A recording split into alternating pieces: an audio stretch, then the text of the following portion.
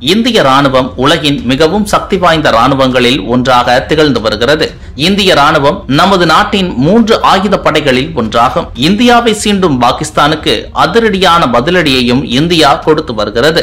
இந்த நிலையில் இந்திய ராணுவத்துக்கு மேலும் கூடுதல் பலம் சேர்க்கும் வகையில் அமெரிக்காவில் இருந்து 3 அப்பாச்சி ஹெலிகாப்டர் இந்தியாவுக்கு வர உள்ளது. கடந்த 2020ஆம் ஆண்டுக்குள் 22 அப்பாச்சி ரக ஹெலிகாப்டர்களையும் இந்தியாவுக்கு அமெரிக்கா விநியோகம் செய்தது.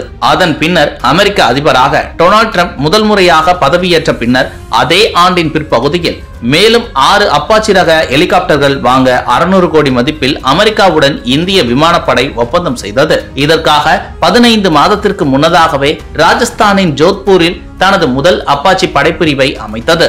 ஆனால் நீண்ட காலமாக அவை வழங்கப்படாமல் நிலுவையில் இருந்தது. 6 ஹெலிகாப்டர்களில் முதற்கட்டமாக போயிங் நிறுவனத்தால் தயாரிக்கப்பட்ட 3 அப்பாச்சி ரக போர் ஹெலிகாப்டர்கள் ஜூலை 21ஆம் தேதி இந்தியாவுக்கு வர உள்ளது.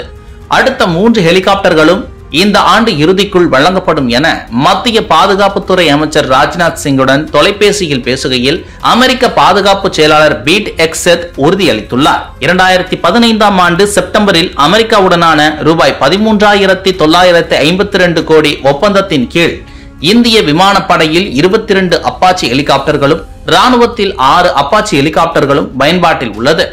அப்பாச்சி ஹெலிகாப்டர்கள் ஏவுகணைகள், துப்பாக்கிகள் மற்றும் ராக்கெட்டுகள் ஆகியவற்றை கொண்டுள்ளன. அடுத்த வாரம் வரும் ஹெலிகாப்டர்களை பாகிஸ்தான் எல்லை பகுதிகளில் நிலைநிறுத்த விமானப்படை முடிவெடுத்துள்ளது. இதன் மூலம் பாகிஸ்தான் எல்லையில் விமானப்படையின் பலம் மேலும் வலுப்பெறும்.